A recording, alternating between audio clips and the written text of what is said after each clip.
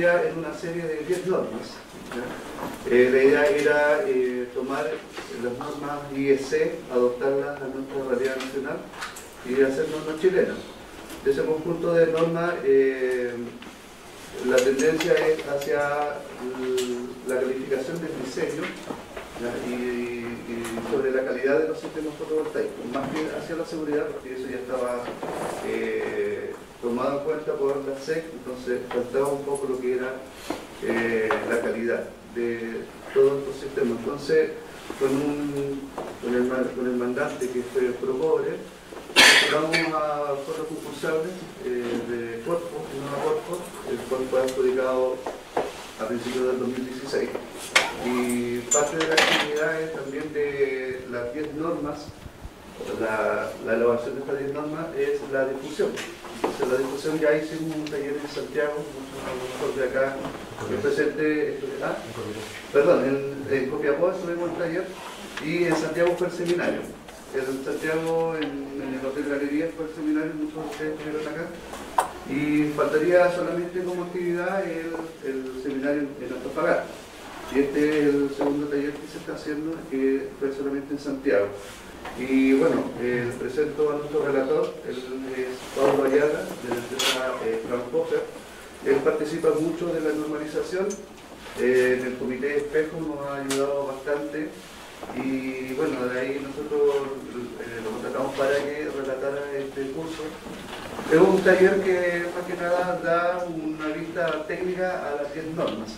Estas 10 normas igual están estudiando dentro de un comité técnico nacional. Algunos de los que están acá presentes han participado en este comité. Y bueno, quedan cordialmente invitados todos ustedes, si es que quieren participar del estudio de las normas. Todavía hay 2 o 3 normas que lo estamos desarrollando. Más que nada estamos viendo la terminología, adaptándola a nuestra realidad. Y sobre la parte técnica, aquí ustedes van a poder apreciar cómo el tema de estas 10 normas. Muchas gracias, Pablo. Hola, buenos días a todos. Como ya registraron, mi nombre es Pablo Ayala, soy el especialista fotovoltaico de Fraunhofer, Chile. Fraunhofer es el segundo centro de tecnología aplicada más grande del mundo, más grande de Europa. Ellos tienen cerca de 500 trabajadores solo en fotovoltaico. En Chile somos 10, así que no hay comparación real. Trabajamos con el apoyo de ellos, pero es un equipo que lleva 3 años en Chile, ¿ya? ¿Qué hacemos? Hacemos control de calidad en plantas fotovoltaicas. Estamos empezando con comisionamiento en plantas fotovoltaicas.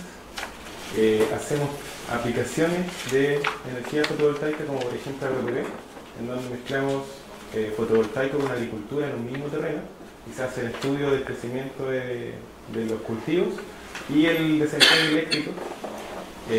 También trabajamos en temas de normativa, siendo parte del TC82, que es el representante de Chile para la IEC en el mundo.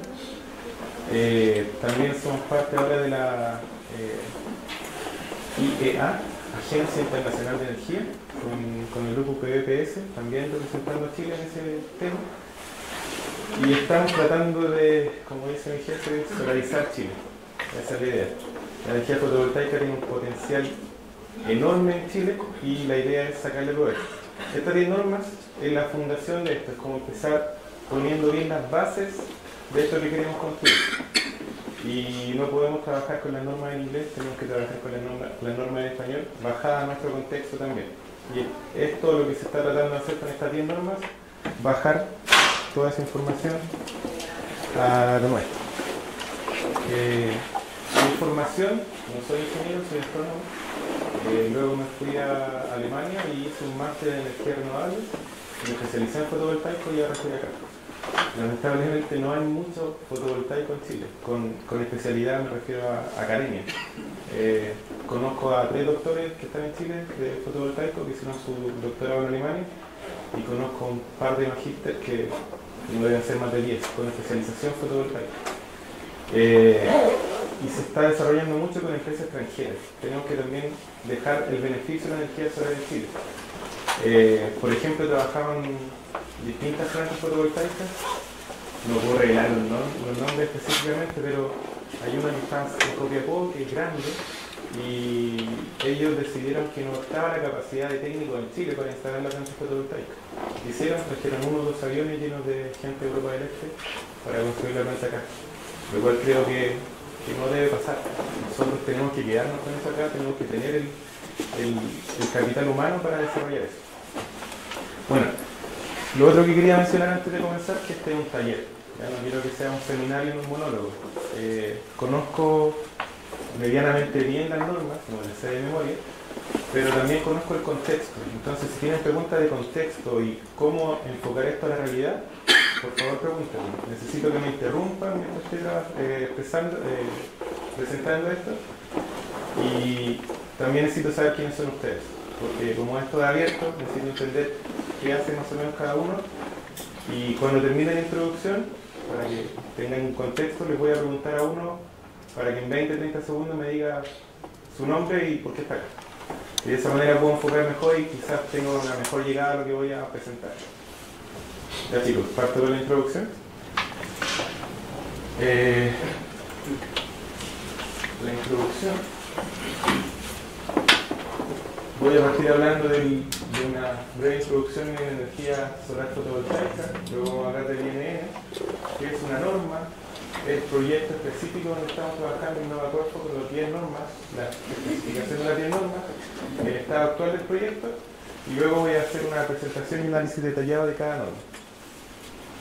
Entonces, esto es el mapa de radiación mundial. Esto es SolarGIS, la empresa que da los datos satelitales más precisos en Chile.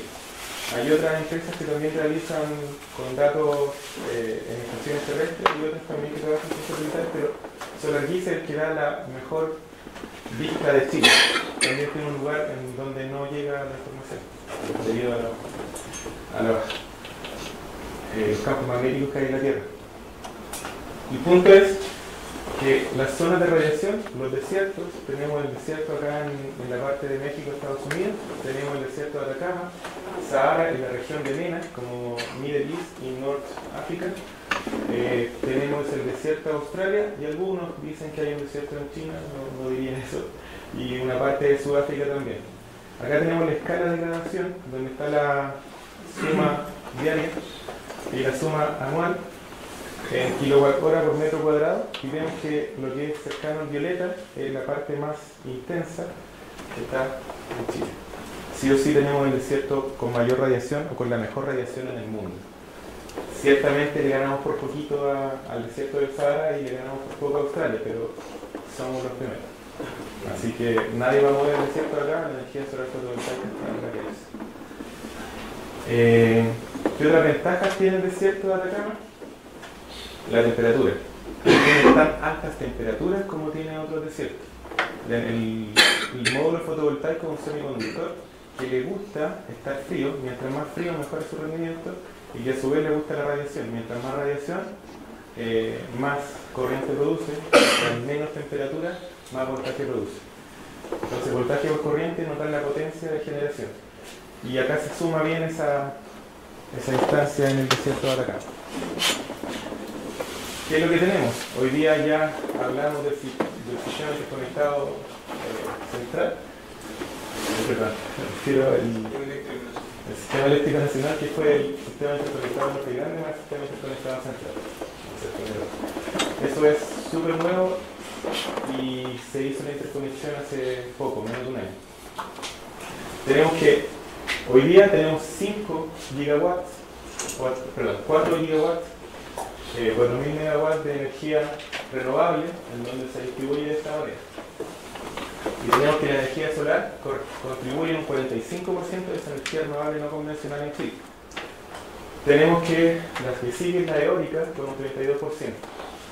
Hasta el año pasado éramos los líderes en capacidad instalada a nivel latinoamericano. Teníamos más capacidad que México, teníamos más capacidad que Brasil y que Argentina. Ahora Brasil nos pasó el año pasado y es porque en él se metió con plantas gigantes, ahí estamos hablando de 500 megas. Entonces es súper difícil competir con eso. Y además tienen el mercado. Brasil es la mitad de Sudamérica en población, por lo tanto pueden tener instalaciones más grandes. En Chile Se pueden instalar más, pero se necesita consumir. Si no tenemos bien la interconexión, no tenemos dónde vender la electricidad, tampoco justifica producirla, si no la podemos vender. Chile ya está interconectado con Argentina a esta altura, con la subestación Andes. Creo que hay otra más, pero en la que he trabajado específicamente es la que está en Antofagasta. Pero hay que trabajar más en la interconexión con Perú, Bolivia y Argentina, de manera de producir energía y venderla. Eso es lo que se hace en Europa básicamente. Alemania es un país que, sumando su energía eólica con su energía fotovoltaica, puede suplir, en un caso donde haya en un día donde hay mucho viento y mucha radiación, puede suplir el 100% de su consumo energético con energía renovable.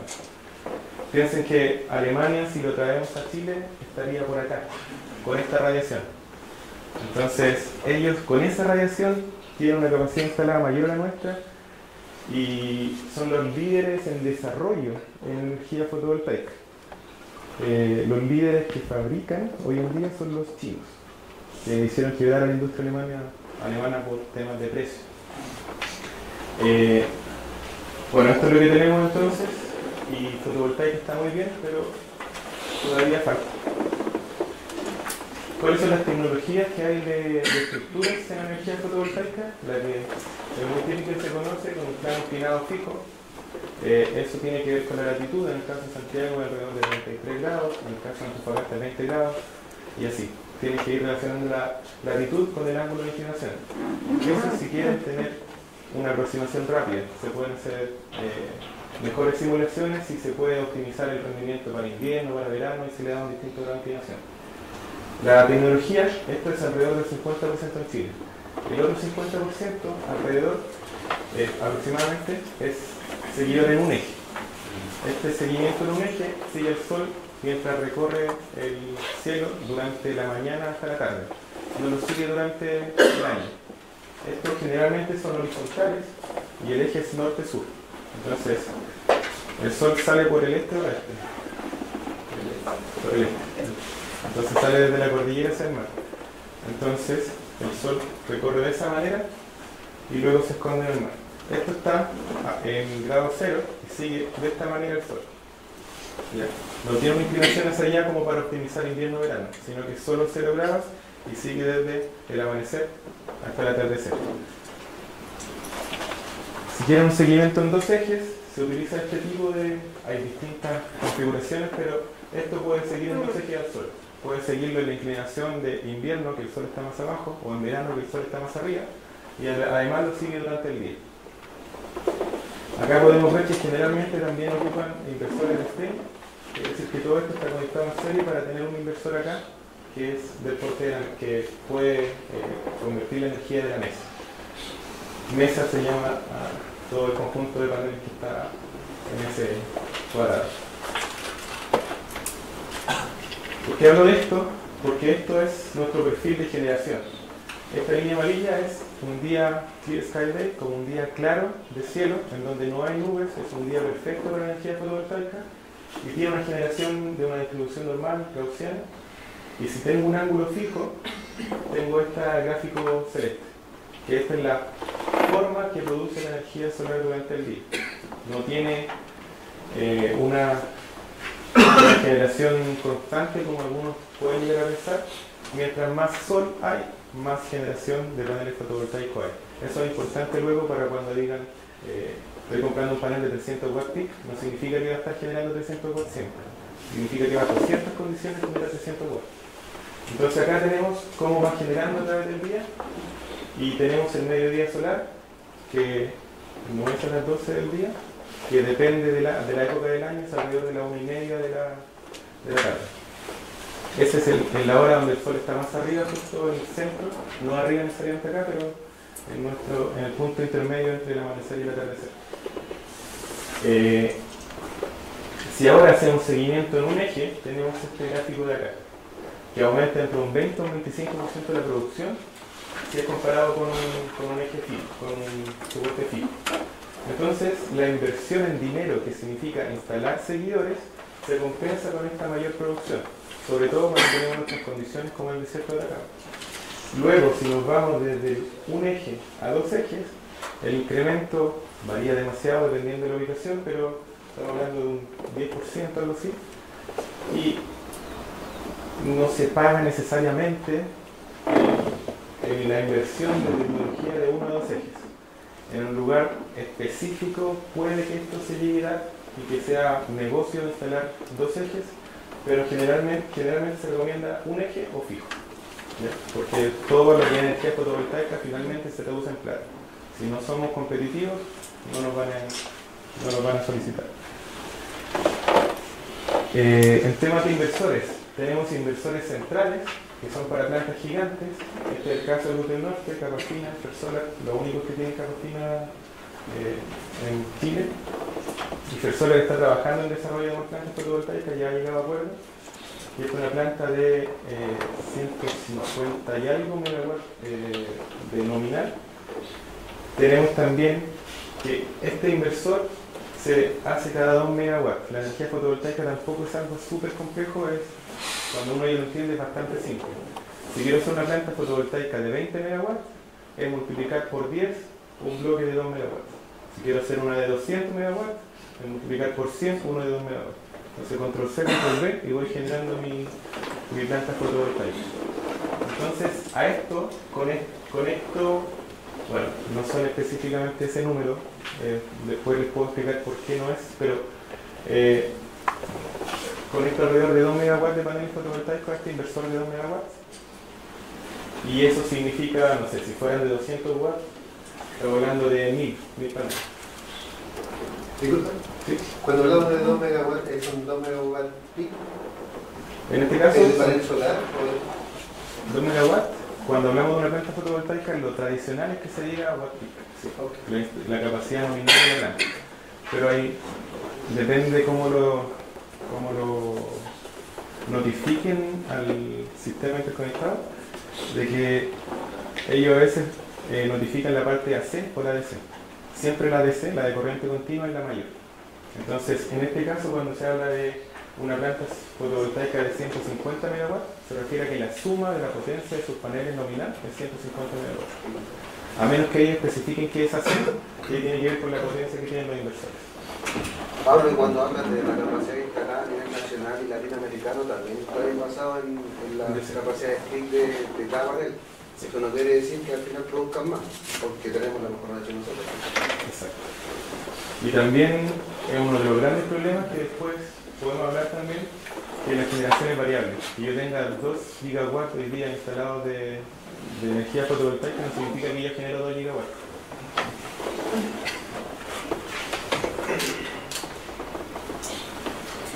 Perdón, me faltó hablar de los de streaming y los de los microinversores. Hoy día hay empresas que están empezando a desarrollar a nivel industrial, a nivel del utility scale, los inversores de stream que piensan que en un futuro cercano pueden competir. ¿Por qué? Porque esto, me meto un poquito más en la parte dura, pero el inversor transforma de corriente continua en corriente alterna. Pero no solo eso, sino que tiene un seguidor, un MPPT, un seguidor del punto máximo de potencia de la producción del panel. Entonces tiene eficiencia tanto en la transformación de energía como en seguir el punto máximo de potencia. Entonces estos tienen un número limitado de MPPT, dependiendo del modelo y de la marca, pero digamos que unos 8 o 10 MPPT. Entonces quiere decir que cada uno de esos MPPT tiene miles de paneles ajustados. En este caso tiene solo un string y puede tener una mayor eficiencia en buscar el punto máximo de potencia.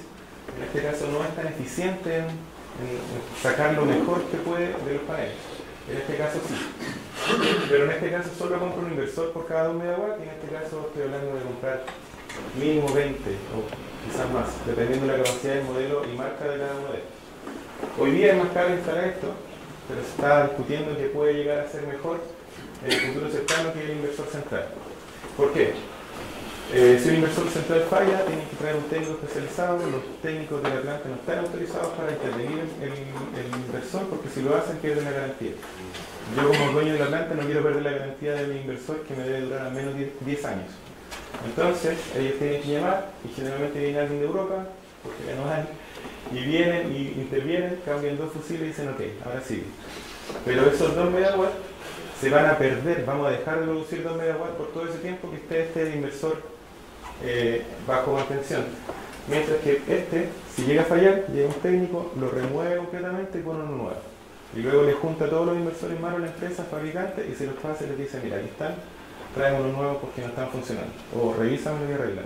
Entonces el cambio de a ese es mucho más rápido y no voy a tener tiempo muerto de la planta cuando le fallan uno o un par de inversores.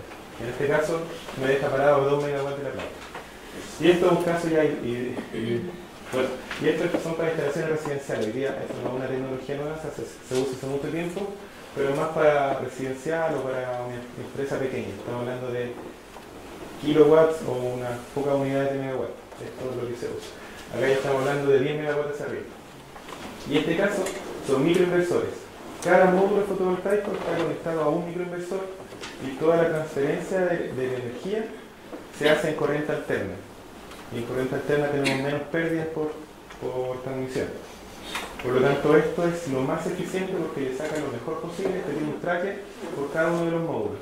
De esa manera, cada módulo entrega lo mejor de sí para la contribución de la planta. En este caso, cada screen entrega lo mejor de sí y en este caso, cada bloque de 2 megawatts entrega lo mejor de sí. ¿Sí? En la tercera, ¿Microinversor? ¿para qué tipo de aplicación se ocupa? Generalmente, cuando tengo una casa que quiero poner instalación fotovoltaica al máximo, un área muy reducida, para sacar el mejor provecho de esa área muy pequeña. Sí. También en investigación se ocupa harto. Si yo quiero entender el comportamiento de cada módulo individualizado, ocupo estos microinversores también. Pero hoy día, si tengo 20 paneles, es mejor instalar esto que instalar 20 microinversores.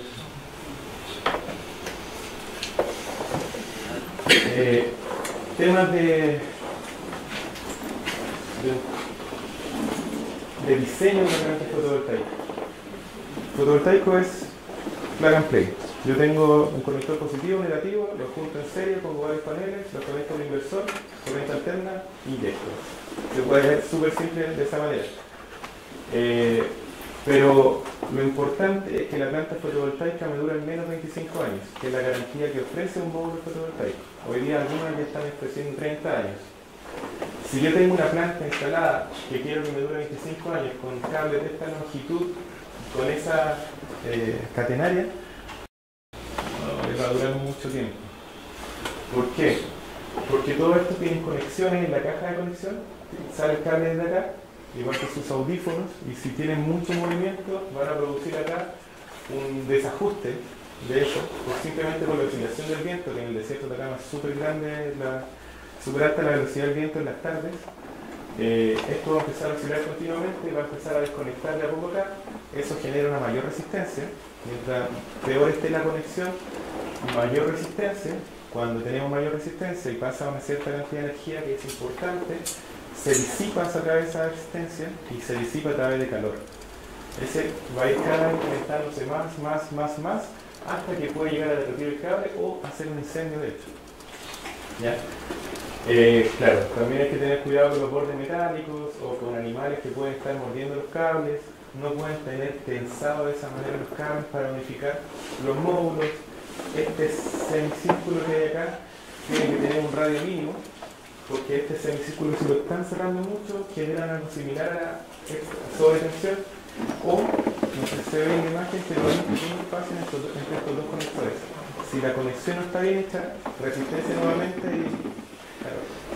Entonces son cosas que se ven súper simples, pero hay que tener normativas para esto, ¿ya? Para que nuestra infraestructura de la calidad en plantas fotovoltaicas sea suficiente. Si llega a haber una planta fotovoltaica que se incendia, va a aparecer en EMOL, en la última noticia, van a decir la energía fotovoltaica no sirve. No van a preguntar quién la instaló, ni qué marca es, ni nada.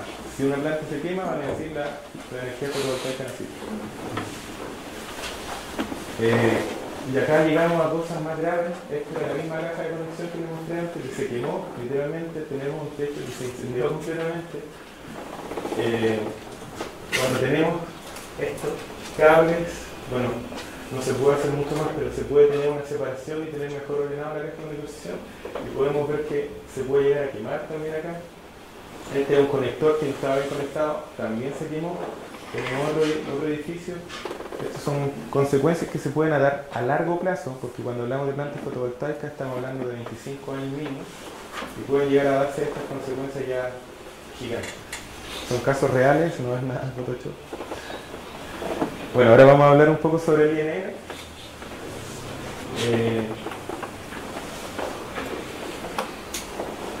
Es una fundación de derecho privado fundada por Corfo en 1973. Y es el continuador legal del Instituto Nacional de Investigación Tecnológica y Normalización.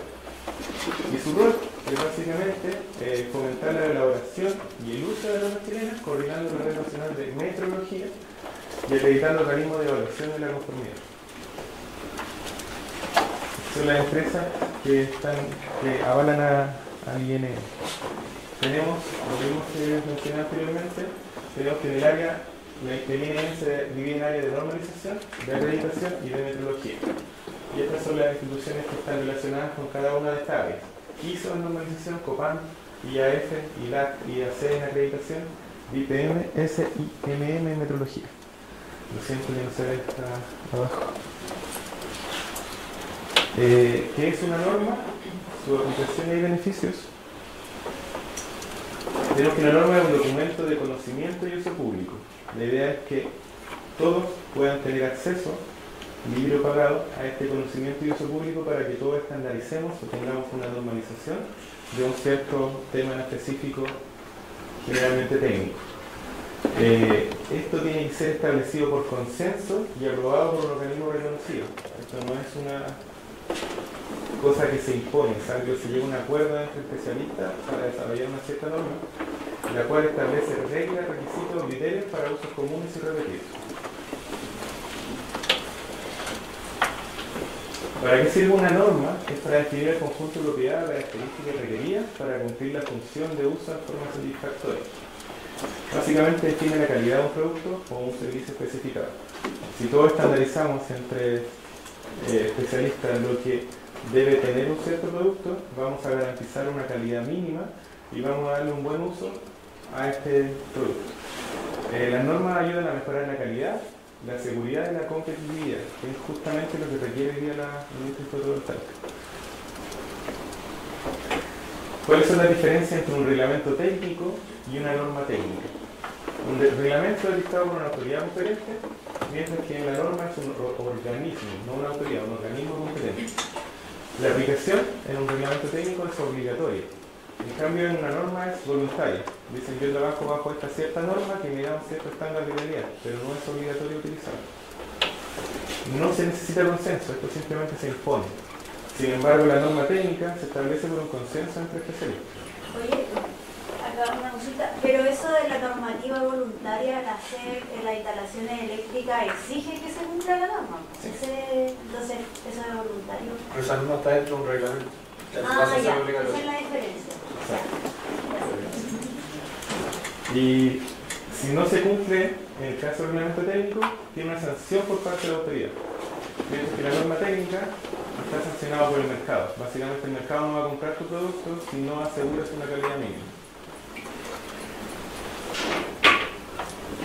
Voy un poquito más rápido acá. Los beneficios de la normalización es básicamente innovación, reducción de costos, seguridad de los productos, acceso a mercados globales.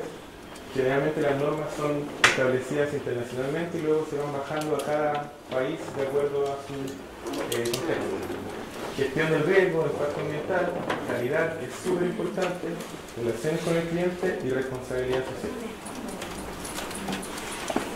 Para entenderlo de una manera un poco más chistosa, podemos ver que en Chile nosotros sabemos que si hay un monito adentro en la entrada de un baño y tiene falda, significa que es baño de mujer. Si tenemos un monito que tiene esta forma, significa que es baño de hombre. Pero ¿qué pasa en un contexto en donde, por ejemplo, los hombres ocupan falda? Ellos van a pensar que ese monito lo está representando a ellos. Y en el caso del baño de hombres, tenemos que una mujer también puede usar jeans y puede verse de esa manera, de una manera general, y puede pensar que también el baño para ella, en este caso. Entonces, para eso es necesaria una normalización, para decir este símbolo tiene este significado específico y se entienda a nivel mundial o en un cierto contexto qué significa cada símbolo. El proyecto en el cual está inmerso este taller es el Innova Corfo, que tiene una duración de 32 meses, partió en diciembre de 2015. El término está para agosto, quedan menos de 2 meses para el término. La directora del proyecto es Claudia Cerda y el coordinador, aquí presente, Roberto Peñalesa. La sección mandante es Procobre. Y básicamente el objetivo es dotar al país con un marco normativo orientado a desafíos que enfrentan organismos públicos, privados, grandes y pequeñas empresas en torno a la implementación de la energía fotovoltaica. Para acreditar sistemas fotovoltaicos que cumplen con procedimientos y ensayos establecidos para obtener certificación a nivel nacional.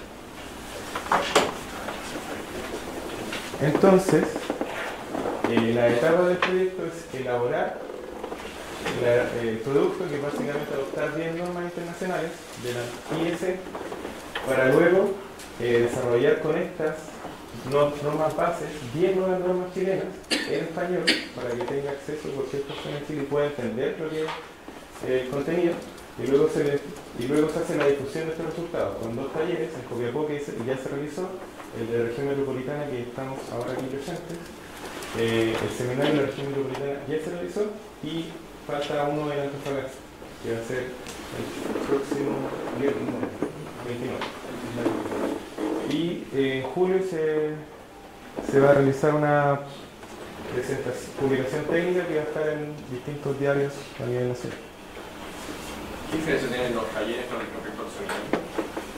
El seminario básicamente es una exposición de distintas organizaciones, está el Comité Solar, hay gente de... ¿Si quieres me puedo explicar? Sí, yo le voy a contestar un poco esa pregunta. El taller es más bien técnico, se relaciona solamente con el contenido de las 10 normas técnicas, que es el fuerte de este taller, ¿ya? Para que ustedes tengan una pincelada de todo lo que es la parte técnica de las normas.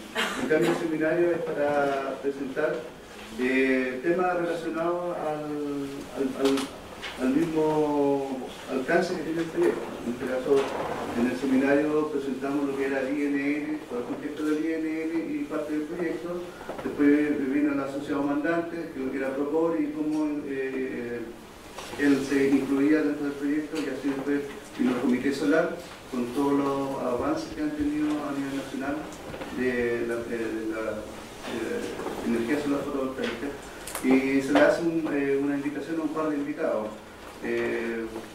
Para el seminario en Santiago estuvo el Ministerio de Energía, ¿ya? Y ellos empezaron a ver temas de cofinanciamiento en el área de energética, en realidad no solamente en fotovoltaica, pero a modo general. Y también estuvo Fundación Chile con su avance también, presentó una página, una plataforma web que tiene también para ver todo el tema de la energía solar. En cambio, el taller, como ustedes ven acá, va a ser solamente técnico, se va a dar un contenido técnico de todas las normas y para qué sirve también, para qué está desarrollado. Eso. Una consulta, la transferencia de la IEC a la norma chilena, porque nos damos de ingeniosos, hacemos algunos cambios, una copia feliz de una a la otra. ¿Hay mucha modificación, cambio, o es netamente una copia a la IEC? Está muy cercano a una traducción.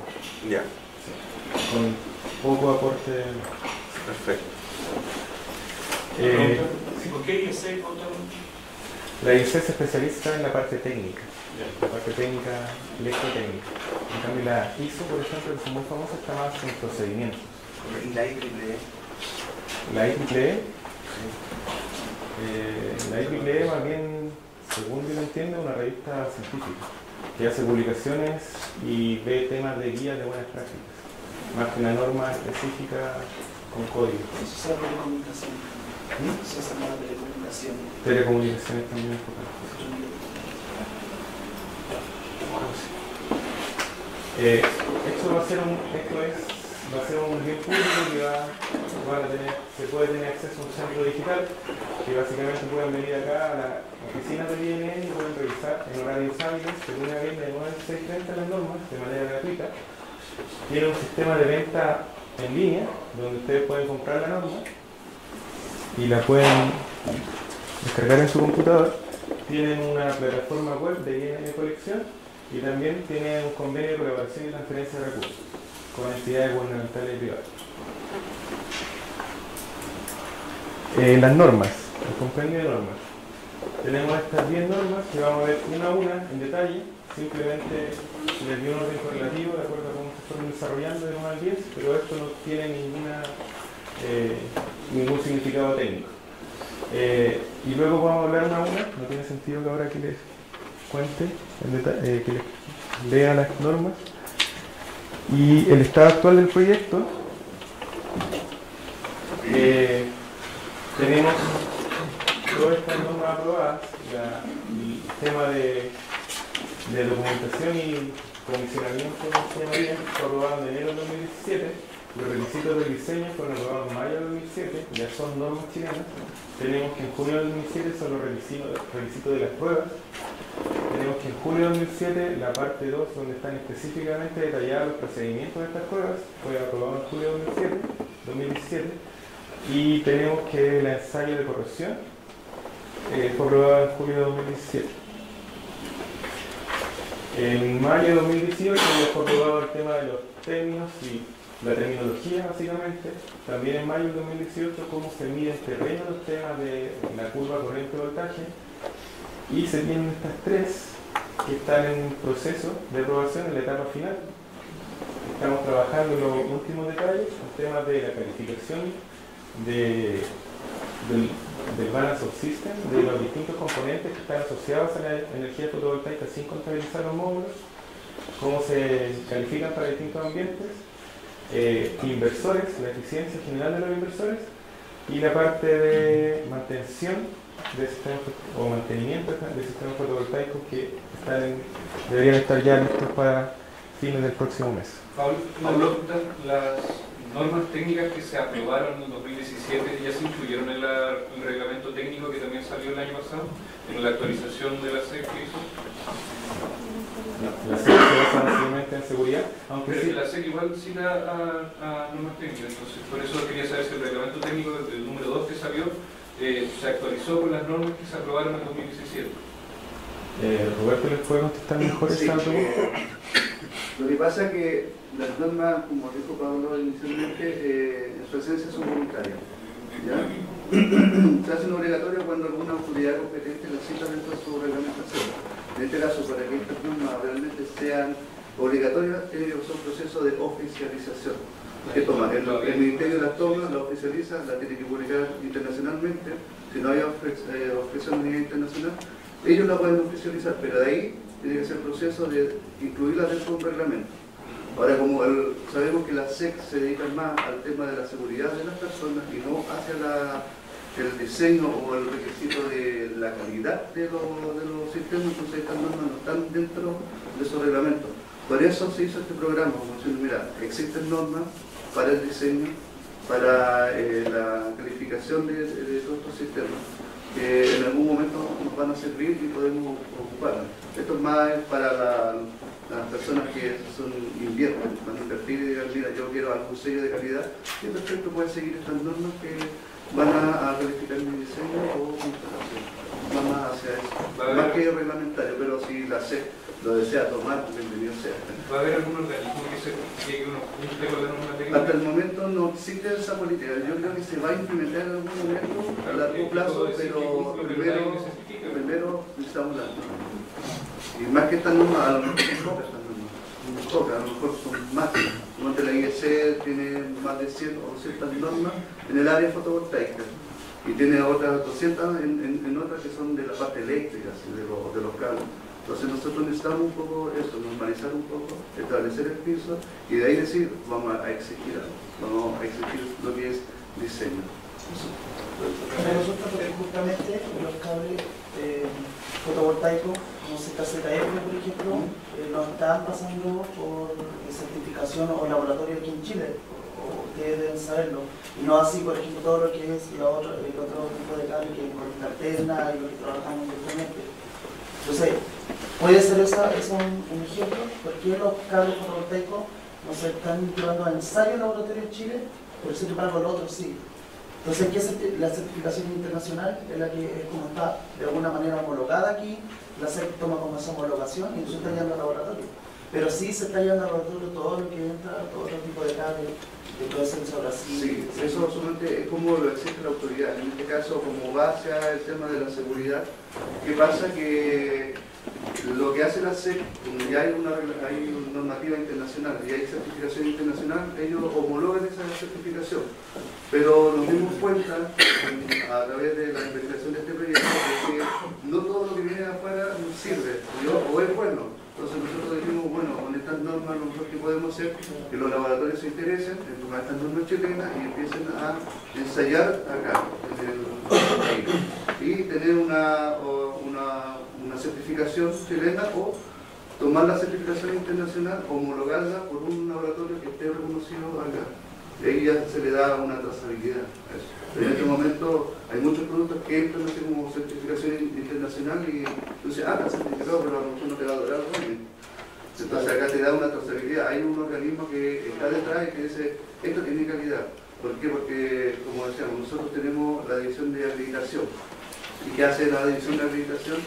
Acredita al organismo que certifica. Entonces también está avalado por otro organismo que lo está, de cierto modo, siguiendo todo lo que es su calidad y su implementación. Eso. Entonces no hay que tomar tiempo, Pablo, que está en el tiempo. Sí, una consulta respecto al monitoreo, no te pronuncia, tiene algo más adelante, monitoreo de plantas. Monitoreo en específico no hay, en normas. Sí, pero sí se hablan de sistemas electrónicos asociados, pero no de monitoreo en específico, como qué tipo de escala se debe utilizar y qué condiciones cumple. ¿Más adelante tal vez? ¿Viene algo? ¿Cómo? ¿Más adelante lo tienen contemplado? Partimos con estas 10 normas, que es un proyecto que se ganó INN, pero no se sabe lo que sigue. Esto es básicamente para partir. Y como las inquietudes que se están dando ahora, es súper bueno para seguir impulsando esto. Pero esto es la primera patita de César. Sí, mi consulta era el tema del reglamento número 2 que hablaba, en ese reglamento toma panel digno, ¿no? Porque para proyectos más grandes, que pueden ser proyectos de plantas de 150 megawatts, no existe algún reglamento, sino que existe solamente las normas que tú estás presentando acá. Pues me gustaría saber si existe algún reglamento en el que basarse para la construcción técnica para Chile, para plantas mayores a net metering.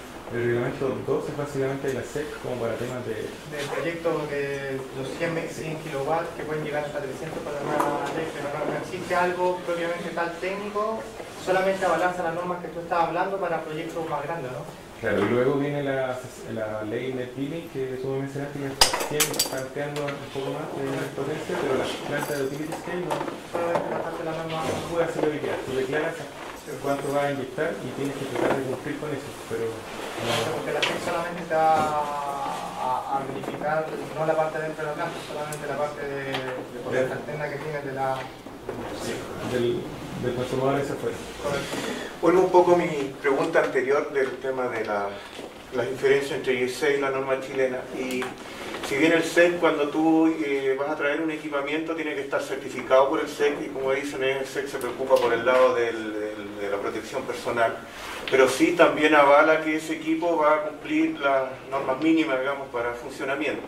Ahora sabemos que Chile, como dices tú, es el país que tiene más radiación solar, y eso ha implicado que mucho equipamiento que se ha traído no dura mucho porque se quema antes por la radiación solar, y eso va a afectar a los cables, va a afectar a los paneles y todo eso, y eso ha hecho cambiar un poco la industria para subirse a esa nueva escala de radiación que antes no la tenían en otros lugares. Entonces, mi pregunta es, la norma chilena hoy día que está, podría yo avalar un parque fotovoltaico, me va a cubrir en que ese equipamiento está asociado a poder soportar esta sobreradiación, digamos, me va a durar los 20 años que dice según la norma X, pero esos 20 años sobre la radiación chilena, o sea, ¿estamos localizados ya con la norma? No estamos. Los ciclos térmicos, por ejemplo, que exige la norma de prueba son de menos 40 grados hasta 85 grados Celsius. Entonces eso sí cubre el rango de temperatura del desierto. La radiación UV, por ejemplo, no. Es un precondicionamiento que alcanza a cubrir un mes en el desierto de Atacama, que básicamente nada. Esos cambios están estudiando y se cree que a mediano plazo podríamos realizar al menos nuestras aportaciones a la IEC internacional para decir hay que realizar esto y en el desierto no se cumple. También hay un proyecto que se llama Atomos Tech que se está desarrollando, en el cual uno de sus objetivos es desarrollar una etiqueta de calidad para el desierto de Atacama. Eso es lo que tienen en el norte ahora en el laboratorio allá. Con la Universidad de Antofagasta se está trabajando en eso. Pero claro, hay muchas cosas acá que fueron desarrolladas en el hemisferio norte, Estados Unidos, Europa, y no están necesariamente contextualizadas en nuestra realidad. ¿Hay otra pregunta? Vamos a seguir. Lo que viene, esto es lo que ya pasó, o el primer taller, esto es lo que estamos haciendo hoy, esto ya se realizó, y en julio se viene una publicación técnica.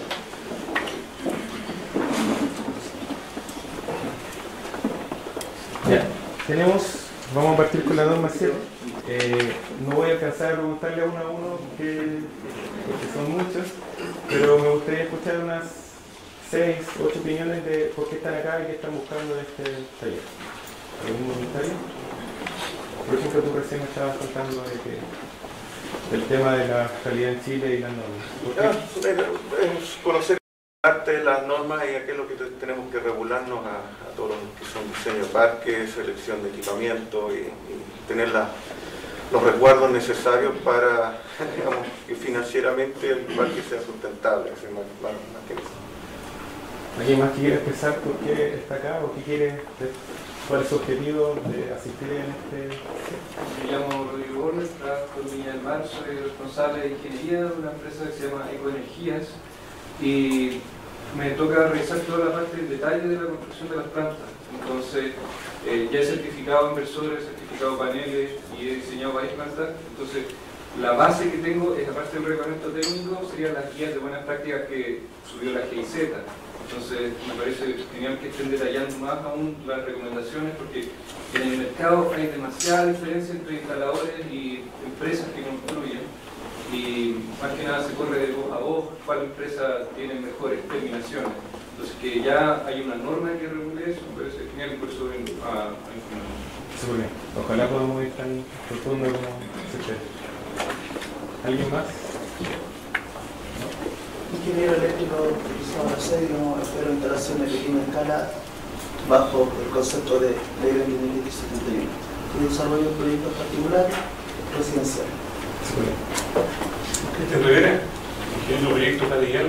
La empresa tiene la iniciativa de que algunos ingenieros se pongan al día con la normativa o por la iniciativa que tiene el instituto de normalizar la parte de calidad técnica de las plantas fotovoltaicas y con eso interesarnos en estos proyectos. María Vineta, ingeniera eléctrica y docente, y ahí es donde quiero apuntar que trato de reforzar entre mis estudiantes las buenas prácticas, porque he participado en diseño y ejecución de proyectos solares y se ve harto eso que comentabas tú de que hay mucho técnico, se ve la diferencia de escala de la aplicación de los diseños. O sea, y corrijo eso, no es tanto el diseño, sino la ejecución de los proyectos en sí. Hay mucha gente que está ejecutando proyectos que no tiene los conocimientos básicos para poder hacerlo, y eso es algo que me preocupa. Seguro. ¿Sí? Mi nombre es Rafael Roa, represento a la empresa DMR Internacional. Somos una empresa constructora, presencia a nivel de Chile y en otros países latinoamericanos. Tenemos 3 líneas de trabajo, que es la parte de la construcción, remodelaciones. La primera es construcción, después tenemos otra línea que es remodelación, adecuación y habilitación. Y tenemos la línea de eficiencia energética, que no la hemos explotado acá en Chile, y por eso estoy acá, precisamente buscando aliados comerciales con los que podamos trabajar. Tenemos algunas empresas como Lenovo, PepsiCo, Bosch, a las que ofrecemos servicios y quisiéramos también brindarle este servicio para todos. Perfecto. Ya chicos, partimos entonces. Voy a tratar de abarcar todo lo que me dijeron. Fui docente en la Universidad para esos 2 años, trabajo haciendo control de calidad, estoy en contacto con técnicos que trabajan en plantas fotovoltaicas, así que voy a tratar de dar o entregar el mayor conocimiento que pueda relacionado con las normas. Vamos a partir con la norma 7, la cual vamos a ver un poquito más en detalle, porque tiene que ver con la evaluación de la calidad en terreno que es básicamente con la medición de las características corriente de voltaje. Y ¿alguien sabe lo que es la curva corriente voltaje? ¿Sí? ¿Podría levantar la mano, por favor, más o menos, para alrededor de 10? La curva corriente voltaje es cuál es el voltaje y la corriente que me entrega un cierto módulo bajo ciertas características de temperatura y radiación. Entonces, el módulo generalmente se basa en la temperatura. De acuerdo a la temperatura que tiene, él va a tener un cierto voltaje. Y bajo esa configuración va a corresponder a una cierta corriente. Si yo fuerzo a través de mi inversor al módulo a trabajar en voltaje cero, voy a tener una cierta corriente de cortocircuito, que es la intersección con el eje de la corriente. Si yo llevo ese voltaje al máximo posible, dentro de las características del módulo, voy a tener que en la parte de abajo, la intersección con el eje X, va a ser el voltaje del circuito abierto. Entonces tenemos un cierto voltaje máximo y tenemos una curva hasta acá con una cierta corriente máxima. Tenemos que el inversor tiene un seguidor del punto máximo de potencia y busca moverse en esta zona para maximizar el producto entre la corriente y el voltaje, corriente de voltaje y potencia. Entonces el módulo va a querer moverse de acuerdo a su temperatura y a lo que a él le gusta en un cierto punto de esta curva. Y el inversor lo va a forzar a que trabaje en el punto donde pueda sacar la máxima potencia eléctrica. ¿Ya? Entonces esta curva es lo que dicta básicamente la calidad en un panel fotovoltaico. Esto es versus ADN. Si yo básicamente veo que esta curva tiene una distinta inclinación acá, tiene que ver con que algo está pasando con la resistencia en serie, que algo está afectando. Entonces tengo otra deformación, tiene que ver con que quizá hay alguna celda mala que esté funcionando en serie. Tenemos acá la parte del voltaje también, tenemos otra resistencia que va a dar otras características. Si tenemos deformación en el medio, va a tener otro tipo de diagnóstico. Entonces básicamente un escáner al ADN del módulo fotovoltaico para ver si está comportándose como debiese comportarse. Entonces existen unos ciertos equipos que se llaman trazadores de curva corriente voltaje, y estos son los equipos que van una tercera parte revisora, un certificador de calidad de una planta fotovoltaica, y con estos trazadores pueden determinar la curva de módulos, de strings o incluso hasta temas mucho más grandes. Entonces ¿cuál es el alcance y el campo de aplicación de esta norma? Básicamente los procedimientos que deben aplicarse para medir la curva de corriente voltaje de un cierto sistema fotovoltaico. Existen las condiciones STC, que son las condiciones de ensayo normalizado, como se tradujo en esta norma. Y tiene que ver cuando yo digo que tengo un cierto módulo de, por ejemplo, 200 watt peak, significa que bajo condiciones normalizadas de ensayo en un laboratorio, ese módulo específico tuvo una potencia de 200 watts. Esas condiciones específicas de laboratorio son 25 grados Celsius en la celda. Eso quiere decir bastante frío. Se alcanza con un par de grados sobre cero de ambiente esos 25 grados del módulo. Luego son 1000 watts por metro cuadrado de radiación, que eso tiene que ver con un día soleado en el desierto, con 1000 watts por metro cuadrado. Se alcanza algunos días en Santiago también, pero en temas de verano muy cercano al mediodía solar. Esos son 1000 watts por metro cuadrado. Yo he registrado unos 1150, 1200 en el desierto de Atacama durante el día generalmente. Pablo, hay una consulta respecto a esas condiciones de ensayo normalizado. ¿Se hace efectivamente el panel ya construido con el vidrio encima o se hace a cada plaquilla y las juntan después en el panel? No, al módulo completo. Porque el módulo es el que tiene que entregar una cierta potencia. Si cambian un cable del módulo, tienen que hacer otro ensayo normalizado. Si cambian cualquier cosita, tienen que hacer otro. Y una masa de aire de 1,5. Si yo miro el sol directamente, justamente arriba en el ecuador, justo al mediodía, voy a tener una cierta capa de atmósfera sobre mí si yo miro directo al sol. Básicamente toda la capa de aire que tiene que atravesar el rayo del sol para llegar hasta el módulo fotovoltaico. Eso es masa de aire 1. Entonces masa de aire 1.5 es 1.5 veces eso, que es una inclinación en esa dirección más o menos. Entonces mientras más grande es la masa de aire, más se va a perder de radiación solar en el camino. Pablo, una consulta, pero la radiación con la que utilizan esos 1000 watts por metro cuadrado, esa radiación es la de arriba donde emiten la luz para hacer el ensayo. En el caso del laboratorio, supongamos que esto del panel tiene una lámpara a 1,52 metros que emite y tiene también receptores acá. Y esos receptores tienen que marcar 1000 watts por metro cuadrado con una cierta homogeneidad. Le llega a todo el módulo por igual. No es lo que emite, sino lo que recibe. Y por ejemplo, lo que realiza el solar X, esa radiación que te entrega en un punto localizado, ¿eso considera la 1,5 atmósfera? Eso básicamente es una suma que te entrega, una radiación que te entrega por una cierta resolución de tiempo, que generalmente es 15 minutos. ¿Cuál va a ser la radiación global que llega a cierto punto del... Entonces te va a decir, por ejemplo, yo compré los datos de SolarGIS y quiero hacer mi modelamiento de una planta potencial fotovoltaica. Entonces, él te dice, voy a tener esta radiación cada 15 minutos específico, pero en global. Ellos también tienen modelos que es donde se pierden mucho en la radiación directa. Pero si tú quieres confiar en lo que te dice SolarGIS, es radiación global. Se hacen modelos de atenuación atmosférica para ver cuánto se cambia la radiación directa que llega específicamente al mundo. Más que nada saber si es que tengo que considerar esos aspectos, porque el SolarGIS no dimensiona nada respecto de esa atmósfera. Ahí te va a decir específicamente lo que el módulo debiera recibir. ¿Qué voy a hablar del contenido de esta norma o lo que tienen que ustedes pueden ver en detalle luego cuando tengan acceso a la norma acá en Santiago en la oficina del INN o la compran en interior? Son los instrumentos, qué procedimientos de medición deben tener, cuál es el análisis que deben tener de esa curva, el informe que debe entregar la tercera parte revisora o la empresa que está realizando este control de calidad y algunos anexos que son importantes para contextualizar la norma. Eso es el contenido que tiene esta norma. Entonces, de manera general, los instrumentos que se utilizan tienen que ser un dispositivo que tiene coincidencia espectral con los módulos del arreglo sometido a ensayo.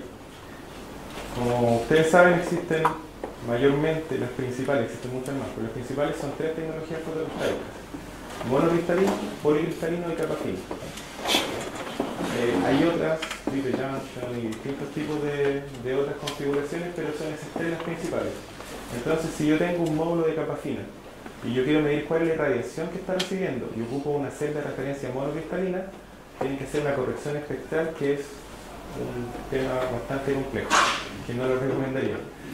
Entonces, si van a medir, en conclusión, si van a medir módulos monocristalinos, utilicen una celda de referencia monocristalina. Si van a medir módulos policristalinos, utilicen una celda de referencia policristalina. La corrección espectral, hay normas que hablan en detalle de cómo hacerlo, pero es complicarse la vida. Sale mucho mejor utilizar la misma tecnología para medir la radiación incidente en los módulos. Esta es la norma de la corrección espectral de la IEC 60904, la sección 7. Pueden ver cómo hacer esta corrección espectral. Si no, tienen que ustedes argumentar la incertidumbre y dar un número exacto de cuál es la incertidumbre que tiene si están midiendo con otro tipo de celda de referencia. Cuando habla de la curva I, necesitan hacer una corrección de esa curva I. Entonces, para eso necesitan saber la radiación, la irradiación, y necesitan saber la temperatura. Lo que les dije anteriormente es para medir la irradiación real que le está llegando al módulo, y también deben medir la temperatura que tiene la celda, la parte activa del módulo fotovoltaico. Entonces, la curva I más la medida de la irradiación más la medida de la temperatura tienen todo lo necesario para hacer un control de calidad a través de curva I. Anteriormente le hablé de la celda de referencia y ahora les voy a hablar de la temperatura. Entonces, el módulo fotovoltaico monocristalino típico, en la parte de adelante tiene vidrio, luego tiene un encapsulante donde cierran las celdas con un plástico elástico, y luego tiene una celda acá que generalmente son 72, los módulos más grandes que se usan aquí. Y en la parte trasera tiene un polímero, que es básicamente un plástico blanco que pueden ver en la parte trasera. En esa parte trasera, bueno, y acá arriba tiene una caja de conexiones donde están los diodos y acá tiene una caja de conexiones, pero en la parte trasera. Cuando miden la temperatura, tienen que estar al menos 15 centímetros o más de esa caja de conexión para medir la temperatura, y además tiene que ser medida en la parte posterior, obviamente para no interferir la radiación incidente, y esta temperatura tiene que ser corregida. La norma dice unos 2,5 grados. Si yo en mi celda, en mi PT100 o PT1000, mi termocupla que mide la temperatura, tengo un registro de 40 grados, eso quiere decir que hay 40 grados en el punto de contacto con el polímero trasero, no en la celda. Entonces se le deben sumar 2,5 grados para asumir que esa es la temperatura que tiene efectivamente la celda de referencia.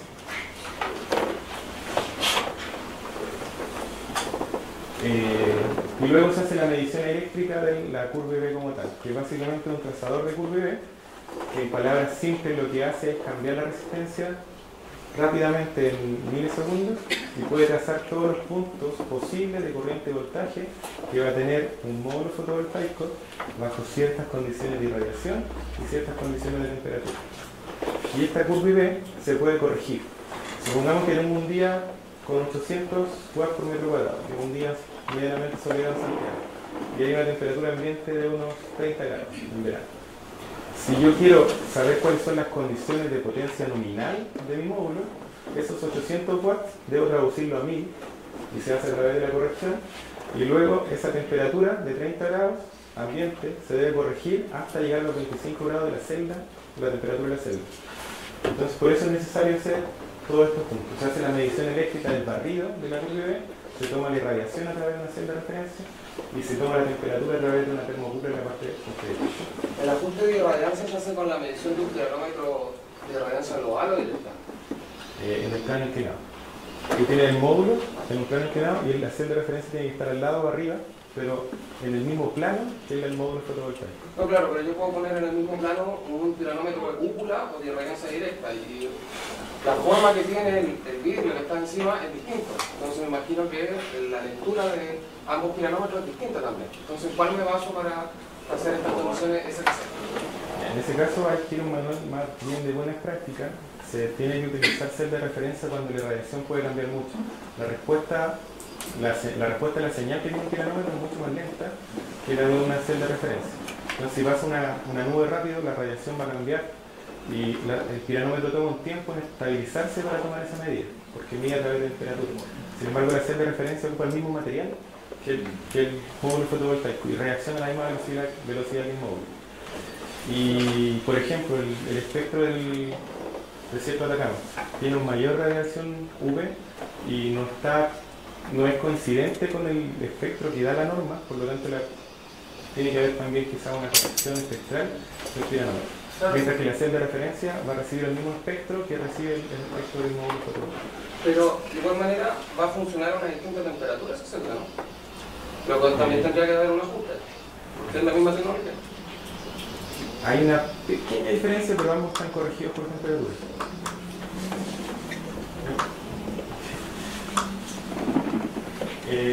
¿Cuáles son los procedimientos de la medición? Las condiciones ideales para el ensayo de ver son cielos despejados. Si hay muchas nubes, no midan porque la incertidumbre va a ser muy alta. Se tienen que registrar las condiciones meteorológicas cualitativamente. Básicamente tienen que ver si está estable la radiación antes de medir y después de medir. Si hay mucho viento o no. Si hay mucho viento, la temperatura del módulo va a cambiar rápido y eso le agrega una incertidumbre que ustedes no quieren. En temas prácticos, si van a medir en el desierto de Atacama o en las cercanías, miden en la mañana. En la mañana no hay viento. En la tarde hay un viento súper fuerte que les va a cambiar mucho el tema. Ahora, de acuerdo a la experiencia, ¿qué en comparación con el coeficiente de temperatura que ya viene la fecha técnica del módulo? ¿Es bien, andamos cercanos? Eso es lo que agrega una incertidumbre súper grande. Si tenemos que el viento viene de frente, más o menos va a cambiar homogéneamente la temperatura. Pero si viene de un cierto ángulo, va a cambiar de distintas formas. Puede tener mayor temperatura, menor, porque por acá hay viento, menor temperatura acá y mayor temperatura acá. O puede que la distancia al suelo se genere una cierta corriente de aire por abajo que va a enfriar más abajo el módulo que arriba. O otras condiciones que van a haber distintas temperaturas en el mismo módulo Y ahora si nos vamos a la práctica, en realidad se mide el string. Entonces estamos hablando de 20, 30 módulos en serie. Y tú con un punto, con una termocupla, tienes que ponerlo en un lugar característico para determinar la temperatura homogénea o promedio de todo el string. Entonces la mayor fuente de incertidumbre es medir la temperatura del módulo. Entonces si no mides bien la temperatura, la corrección va a ser aún más. Claro, porque ya viene con un coeficiente de temperatura de mucha técnica, todo el módulo. Me imagino que eso va a ser algo como homogéneo, en laboratorio. Sí, pero también tiene que ser todo tiene una incertidumbre.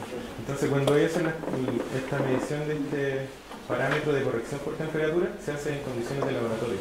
Ahora llevarlo al terreno y hacer estas correcciones, Oye, ahí ayudaría a hacer un escáner con una cámara termográfica, ¿no?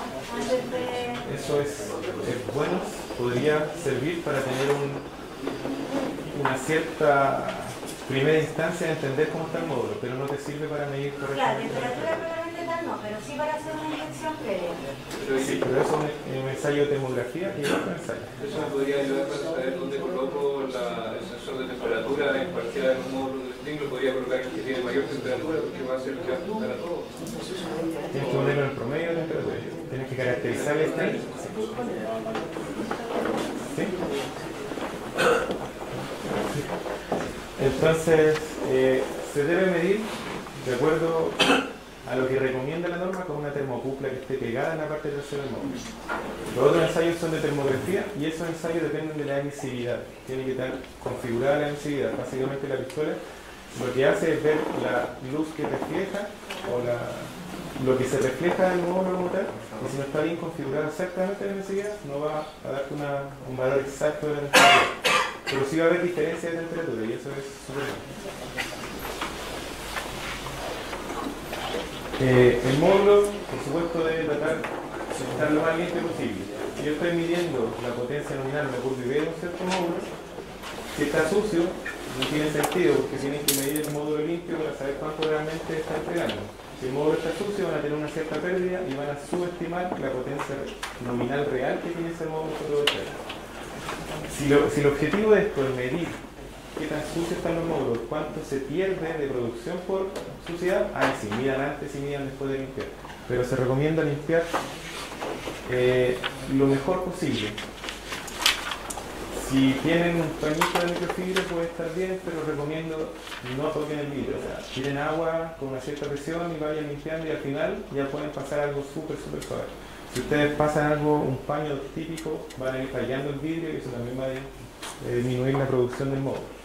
Pero esas son sutilezas. Lo importante es que esté limpio. Y deben comprobar, por supuesto, que no esté recibiendo ninguna sombra. Deben confirmar la uniformidad y la varianza en el arreglo del ensayo. Básicamente, si hay un día que dicen está despejado, a veces hay nubecitas pequeñitas. Esas nubecitas pequeñitas tienen que tratar de evitar de tenerlas en la medición, porque eso le va a agregar incertidumbre a la medición. Tienen que verificar que la irradiancia esté estable antes y después de terminar el ensayo que estén realizando. Y si pueden, tienen que sacar una foto al cielo que se debe agregar en el informe diciendo estas son las condiciones que había en este día mientras estuvimos midiendo. Entonces, el montaje del dispositivo de referencia se refiere a la referencia de radiación, a la celda de referencia, tiene que ser lo más cerca posible del módulo y en el mismo plano. Y por supuesto tienen que verificar que no esté llegando sombra a este dispositivo de referencia. Y lo que se acepta es un más o menos 2 grados de inclinación, de diferencia de inclinación entre el módulo y la celda de referencia. ¿Cómo se debe preparar la media temperatura del arreglo? Tiene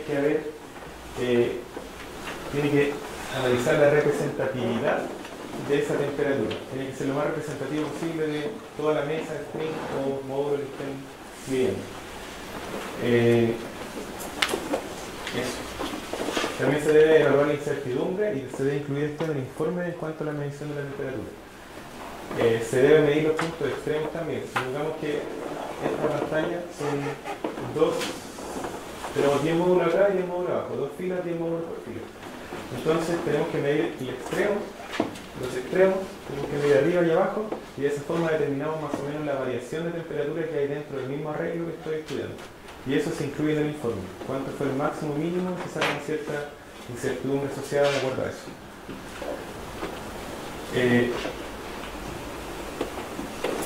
Se debe hacer la conexión del sistema.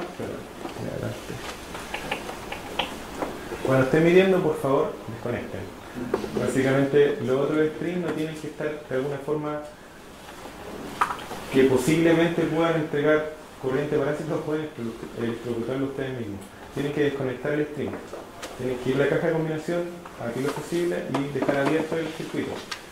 Sin embargo, si están viendo la UV, si hay sol, hay corriente, al menos hay voltaje de circuito abierto en los módulos.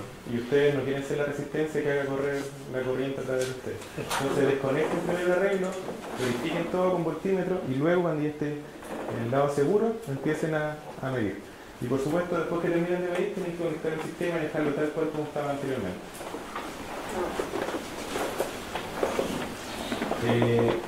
Los registros de los datos y las condiciones de medición tienen que ser estas y más, que es básicamente la temperatura representativa del arreglo que ustedes midieron, la salida del sensor de radiancia. Súper rápido, el sensor de radiancia es un módulo pequeñito, es básicamente una celda o incluso más chico que eso. Ellos están midiendo la corriente de cortocircuito que entrega esa celda de referencia y eso a través de una resistencia shunt se transforma en un cierto voltaje que tu sensor, tu computador ve. Entonces, la celda de referencia no le entrega un valor de irradiación, le entrega un cierto milivolts. Y esos milivolts, a través de un parámetro, un factor de corrección, ¿sí?, se transforma en un valor de irradiancia. Entonces tienen que registrar el valor de los milivolts de ese sensor de irradiancia y luego eso se transforma a la irradiancia en sí. Se debe ver como la evaluación de la irradiancia 15 minutos antes y después del ensayo. La velocidad del viento también, no solo la temperatura, tiene que ser baja. La temperatura del sensor de irradiancia, si se requiere, que generalmente no, porque con la salida del sensor más el factor de calibración, te entrega la medición de la irradiancia. La misma curva corriente-voltaje que se estaba tomando el transformador de Fourier, la temperatura del arreglo de ensayar, eso se repite. La temperatura del sensor de irradiancia, perdón, es un error, se repite, y la imagen del cielo que muestra la posición de las nubes con respecto a la posición del sol, que básicamente tomar una foto para ver cuál es la nubosidad que había ese día, que ojalá sea así. El registro de datos espectrales solo si tiene una celda de referencia que no tiene la misma tecnología que el módulo. En el caso, espero que no lo hagan, esa corrección de medidas con la misma tecnología. Esto es lo que les mencionaba antes. Básicamente la gente tiende a pensar, nosotros también tendemos a pensar, de que el módulo representativo generalmente son los del centro. Porque puede que los de abajo estén más fríos, los de arriba más calientes, los de la izquierda, los de derecha más fríos, más calientes. En el centro tiende a haber una representatividad. Pero también se deben medir estas puntas para saber cuál es la diferencia de temperatura, lo que les mencionaba anteriormente. Si toman mediciones de estos módulos en gris, van a tener más o menos el máximo y el mínimo que puede tener el arreglo fotovoltaico. Y de esa forma van a tener unos módulos que representan, o pueden verificar si realmente representan, la temperatura del arreglo fotovoltaico. Súper rápido para seguir hablando del tema técnico. Suponiendo que estos son 3 strings, voy a tener 1, 2, 3, 4, 5, 6, 7, 8 módulos en serie. Estos 8 módulos conectados en serie son un string. Y luego, suponiendo, estos se conectan en paralelo con los otros strings. Esto completo es un arreglo fotovoltaico. Esto es un string y estos son los módulos.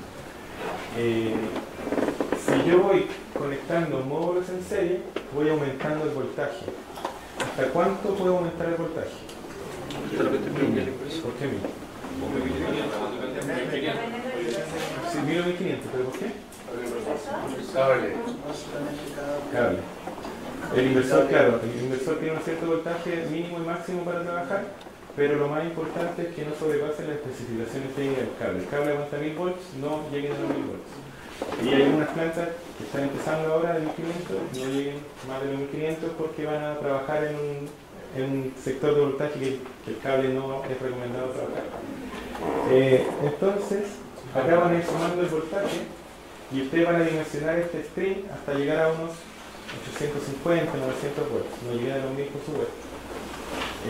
Recuerden que esto también es afectado por temperatura, entonces bajo ciertas condiciones van a ir cambiando los voltajes máximos que puede alcanzar el módulo.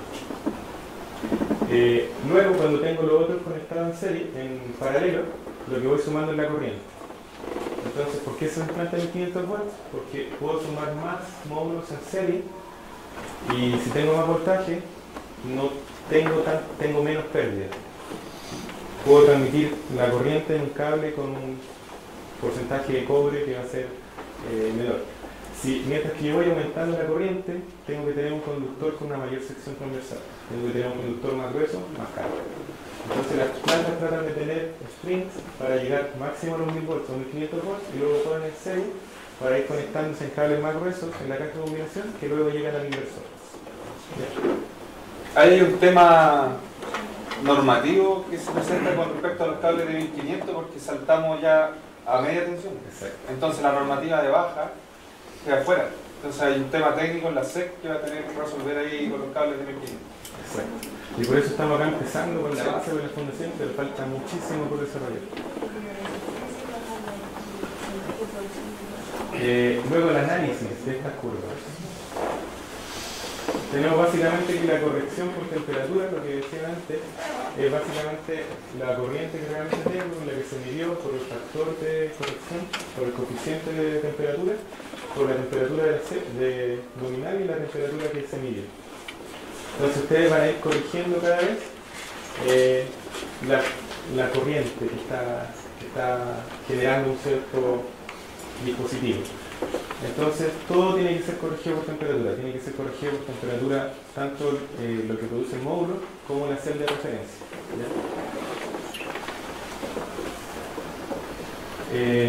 El cálculo de la temperatura media del arreglo se hace de esta manera, que básicamente, como les comenté antes, que se tomaban las mediciones y luego se toman los valores más altos y más bajos para definir esa certidumbre de informe. El cálculo de la temperatura de la unión se habla de 2 grados Celsius que se le debe sumar para 1000 watts por metro cuadrado. Entonces, si ustedes midieron 45, en realidad le suman 2, 47 y esa va a ser la temperatura de la celda. Bueno, eso también, todo esto está lleno de sutileza, estoy yendo un poquito rápido, pero los 1000 watts por metro cuadrado van a tener 2. Si tienen, por ejemplo, 500 watts por metro cuadrado, se le va a sumar 1. Y así se trata de hacer una linealidad.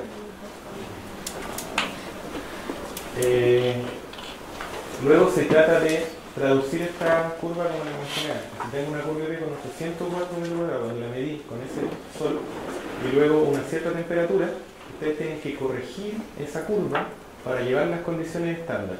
Las condiciones estándar son las que les mencioné en un comienzo: 1000 watts por metro cuadrado, 25 grados de celda y 1,5 masa de aire. Cuando se le hace esa corrección, ustedes van a llegar a las condiciones estándar del módulo y de esa forma van a determinar la potencia nominal. Si nosotros fuéramos midiendo en Antofagasta, Iquique y Calama un cierto módulo bajo condiciones similares, nunca voy a tener exactamente la misma radiación y la misma temperatura, por lo tanto el módulo no va a generar lo mismo, aunque el módulo sea idéntico. Por eso se hacen las correcciones, para determinar la potencia nominal y para tener un punto de comparación entre las tecnologías en distintas ubicaciones.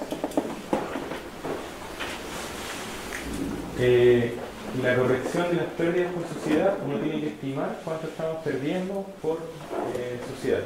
Porque en algún contexto en donde vamos a tener una planta gigante, a veces el equipo que se dedica a limpiar no va a alcanzar a limpiar todo y hay que medir rápidamente. Entonces uno puede estimar la suciedad que tiene la planta y luego hacer la corrección cuando llega un sucio y limpio. El informe del ensayo debe contener esto y más, que son básicamente, se va a repetir mucho en las otras normas, pero es el título, el nombre y dirección del laboratorio que está haciendo el ensayo y el lugar donde se realiza el ensayo. Por ejemplo, la planta en Antofagasta por el laboratorio de... ¿sí? ¿Y la degradación? ¿Sería un análisis concluyente para poder determinarlo? Si logras aislar bien los factores, sí. Pero no está de manera explícita en la norma, o sea, tenemos que vincular el ensayo de Courrier con la degradación. como lo que... ¿Puedo repetir, por favor? ¿Cómo vincular este ensayo de QVB con toda esta normalización? Pero para definir lo que es determinar la degradación de un módulo. Lo que se hace usualmente es tomar mediciones de QVB antes de instalarlo, cuando ya se instaló, que es cuando se cae mayormente el módulo, por temas de exposición a la luz y por temas de polarización inducida, y ahí cae un 2% o algo así, y luego el fabricante dice que cae 0,5 al año. Entonces tú vas tomando mediciones de QVB antes de instalarlo, cuando lo instalaste, después de 2 semanas, después del siguiente año, el siguiente año, el siguiente año, y vas viendo cómo cae la potencia nominal en condiciones lo más ideales posibles. Claro, pero eso es así.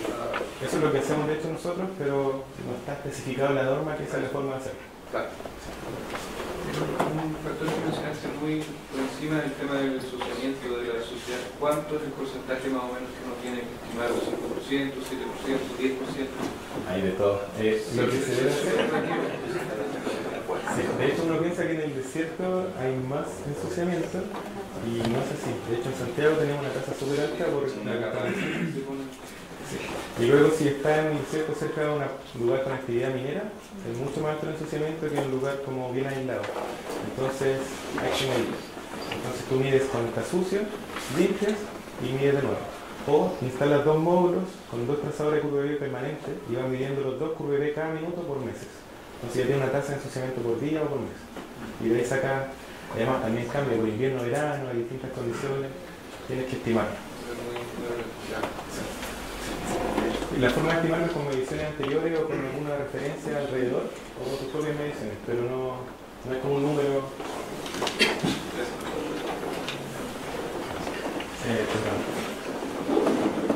Entonces hay una serie de cosas que deben incluir su ensayo, quién hizo el ensayo, dónde lo hicieron, el título, que se identifique claramente cada página, el nombre y dirección del cliente, descripción, dónde está ubicado cada stream o cada arreglo que ustedes midieron.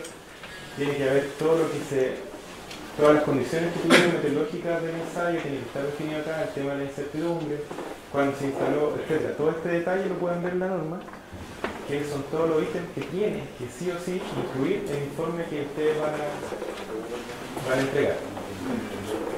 Y el tema de anexos, tenemos que hay valores de referencia, dispositivos de referencia, hay la bibliografía donde sacó todo esto y hay justificación de los cambios editoriales que se realizaron en la parte de español. ¿Dónde se puede aplicar esta norma? En plantas fotovoltaicas, en ver la garantía de los módulos, en cómo evaluar la conformidad en la entrega de una planta, el control de calidad año a año de una planta o las comparaciones de tecnologías fotovoltaicas. Puedo poner una cierta estación de medición en donde tengo monocristalino, policristalino de distintas capas finas, de distintas marcas, de distintos modelos, los puedo instalar en terreno y comparar cuál es el que mejor se desempeñe en este lugar específico y de esa forma vamos a poder comparar de una manera correcta las distintas tecnologías. Eso fue una norma medianamente en detalle analizada. Fueron 40 minutos. Entonces, tengo que... ¿También fue 5 tiempos? El 9. Entonces, tomé la primera norma de las 7. La anterior, medición del albedo no se abordó. No, pero se debería hacer para bifaciales, sí o sí. Y también hay una discusión que todavía no se llega internacionalmente de acuerdo, es cómo determinar la potencia nominal de un módulo bifacial. Sí, lo sé. Entonces, porque hay unos que mencionan el panel de 370 más el bifacial, digamos, y otros dicen el de 440.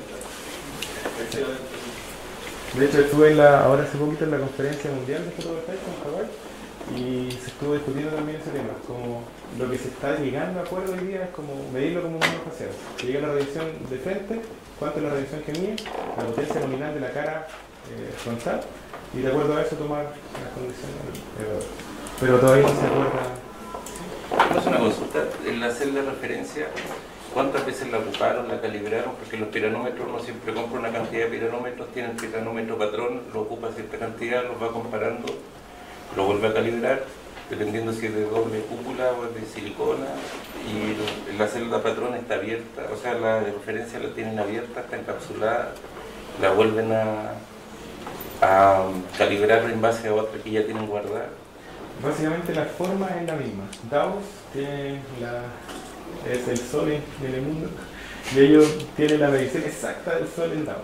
Y ellos van calibrando piranómetros de segunda clase, primera clase o se me olvidó el nombre exacto, pero básicamente tienen el piranómetro padre o madre en DAOS, y ellos van calibrando distintas calidades o series de piranómetros, y esa misma formación Tú cuando compras un kipanzón o 2 o 3 te mandan el patrón que tú no tienes que ocupar, y tú ves lo que tú ya ocupaste y lo comparas con uno que está bordado en una caja especial, que no entra radiación, no tiene que ciertas condiciones de humedad, está bordado, pero la celda de referencia que ocuparon ustedes, ¿cuántas veces la ocuparon? La vuelven a recalibrar, la miden, si está abierta la celda yo la puedo tocar, hacerle una micro, una manchita, y puede ser que ya cambie la medición. Respondiendo directamente a la pregunta, dentro de los ítems que sale del informe tiene que venir la celda de referencia que utilizas, el modelo, la marca y cuándo fue calibrada. Entonces, generalmente son 2 años. ¿Cuántas veces la ocupaste? No da lo mismo. Lo importante es que tenga esa calibración al día. Y el informe tiene que estar explícitamente que cuándo fue la última calibración. ¿Y por qué laboratorio? Sí o sí. Sobre la norma que vimos anteriormente, la norma 7, no existe como en la misma normativa un estándar de que es aceptable, porque puede un panel venir, si tú mides un screen, un panel puede venir dañado, pero dependiendo qué tal el daño que tiene el panel, cómo te va a dar la curva resultante, y si que realmente viene la curva PI, te da un factor que si es negativo es que está dañado el screen y tenés que buscar el panel dañado. Pero ahí, no sé, cuando se envían desde afuera hay un pequeño detalle. Entonces puede ser que la curva PI te dé positivo y esté todo bien, pero hay un nivel estándar mínimo que la norma salga, que es aceptable.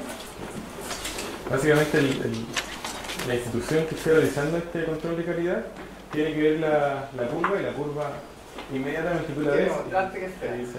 Sí.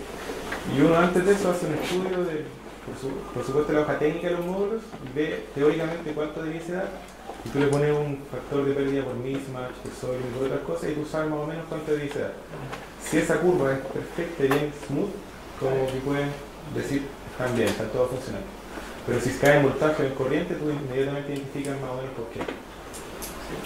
Y tienes que empezar a mirar uno por uno si hay algún dañado completamente. Y ahí están las buenas prácticas que se deben utilizar, pero no están normadas. Ahí ya depende de la expertise del instituto que realice el control de calidad. La primera, la norma 7, la que hicimos, fueron 40 y algo minutos ahora, 45. Las otras tienen que ir un poquito más rápido, van a ser alrededor de 10 minutos, por esto mismo, porque si todas las analizáramos con esta velocidad, estaríamos incluso quizás un par de días. La norma 1 es otra que les voy a mostrar que la gente le interesa bastante, y es por el tema de comisionamiento o puesta en marcha de una planta fotovoltaica. Esta norma contiene la información mínima y la documentación requerida para ser entregada a un cliente para finalizar la instalación de un sistema fotovoltaico conectado a la red. Ojo, son conectados a la red. Esta norma excluye todo lo que es aislado, off-grid. Esto es solamente conectado a la red y habla de la información y documentación requerida. También tienen que estar descritos los ensayos o las pruebas que se hacen para poner en marcha una planta fotovoltaica, qué criterios deben tener la inspección, la documentación que se debe verificar por temas de seguridad y funcionamiento correcto, y también se deben realizar pruebas periódicas. No se especifica el periodo de pruebas, pero es recomendable un año. Esta norma se refiere únicamente a los que están conectados a la red, como le dije anteriormente, y no incluye baterías. O sistemas híbridos que combinen eólica, motor diésel, etc. Esto es solo fotovoltaico conectado a la red. Lo que va a hablar esta norma son los requisitos de documentación del sistema, qué documentos se necesitan, los aspectos generales, los procedimientos que se hacen de pruebas de categoría 1 y categoría 2, que son obligatorios y son opcionales, y algunos otros procedimientos adicionales que se pueden realizar. Y cómo van a realizar el informe que verifica todo lo anterior y con anexos que son en el contexto de esta norma. Partamos entonces por los requisitos de documentación del sistema. Estos son, tienen que hablar de los aspectos generales, que básicamente es una introducción, los datos del sistema con su propio diagrama eléctrico, cómo están los arreglos organizados, cuáles son las fichas técnicas de los inversores, de los módulos, de las mismas estructuras que soportan los módulos, de los cables, de todo lo que esté relacionado con el sistema fotovoltaico. Tienen que tener todas las fichas técnicas de cada uno de esos componentes. La información del diseño mecánico. Tiene que ir sí o sí la especificación hasta cuánto viento pueden llegar a soportar las estructuras. Ya se han visto, bueno, en Medio Oriente vuelan los módulos, pero aquí también se han visto módulos que han volado. Un par, un poquito, pero sí han salido volando módulos. ¿Por qué? Porque se puede ver como la mesa o el arreglo fotovoltaico como un volantín. Cerrado el volantín, le llega viento por atrás y esto va a querer salir volando. Y de hecho algunos salen volando. También el diseño mecánico, más en Europa y en Estados Unidos, tiene que ver con la carga de nieve. O sea, no solo tiene que aumentar en los módulos, también hay nieve que se va acumulando arriba que no hay nieve necesariamente. También tiene que haber sistema de emergencia por tema de incendios o por temas de un montón de cosas. De hecho, en una planta solar que tampoco puedo mencionar, se vieron tormentas eléctricas, llegó el rayo y paralizó un tercio de la planta de los seguidores. Y bueno, la gente tiene que tener un cierto procedimiento, protocolo de emergencia en caso de una tormenta eléctrica en una subestación que está al lado y toda una planta fotovoltaica. Paulo, ¿sí? Una consulta con el tema de los seguidores también tiene el problema que tienen con los inversores centrales, que tiene que venir un técnico más o menos especializado a revisarlo en caso que falle un tracker. Hasta donde entiendo no. Yo he visto técnicos que se meten a controlar los trackers y se meten a revisarlo. Si el tema está fallando específicamente, ahí generalmente se aplica lo mismo, temas de garantía. Entonces ellos tienen una cierta parte donde pueden operar, meterse, revisar y mover el ángulo de inclinación de los módulos, como yo ocupo un refrigerador, lo muevo y todo. Pero si falla, y no entiendo por qué falla, si tú te metes en la parte dura, pierdes la garantía. Pero los módulos, los seguidores no debiesen fallar tanto. Si fallan algún, pero no debiesen fallar tanto como los inversores si fallan. Los inversores tienen problemas con el polvo, sí o sí. Se les mete mucho polvo y se les aumenta mucho la temperatura y le crece el tiempo de vida útil de los inversores. Entonces no están bien preparados y ahora se están poniendo como containers, los módulos dentro de containers con un cierto acondicionamiento y con aislación del polvo para tratar de mantenerlo muy corto. La diferencia también de cierto diagrama es que tiene esta chuca, que es un polvito delgadito y es súper difícil de manejar y eso se mete dentro de los inversores y es súper difícil controlarlo. ¿Cuál es la codificación que tiene los aspectos generales, la inspección y los ensayos? Vamos a hablar uno a uno. Los aspectos generales. Básicamente la cláusula proporciona los requisitos de verificación inicial y verificaciones periódicas para una instalación eléctrica fotovoltaica conectada y hace referencia a esta norma. Generalmente hay referencias cruzadas en todas las normas. Y además se deben detallar los requisitos de consideración adicional. Entonces, cuando ustedes quieren poner en marcha una planta, se tienen que tener los requisitos de esa verificación inicial y luego verificaciones periódicas que se recomiendan anualmente, pero depende del dueño de la planta o de la empresa que mantiene y opera.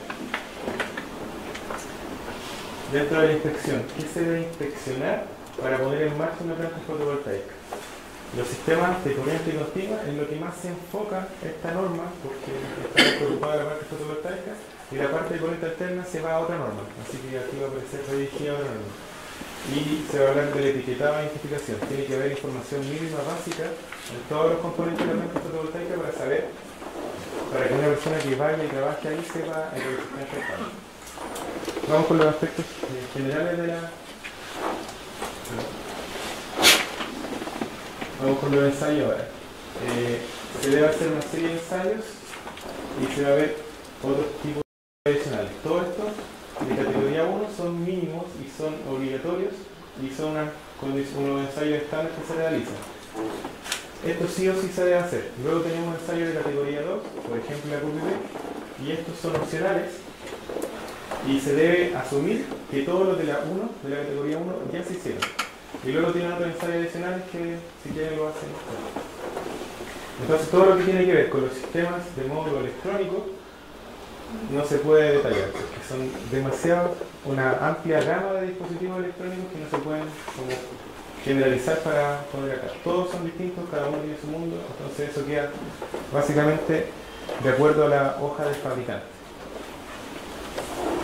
¿Cuáles son los ensayos de categoría 1? Tienen que hacerse en todos los sistemas, tanto del lado de corriente alterna como el lado de corriente continua. Y como les dije, el lado de corriente alterna está relacionado con esta norma específica, la 6364, y la parte de corriente continua se debe hacer básicamente estos ensayos. Continuidad de los conectores de puesta a tierra.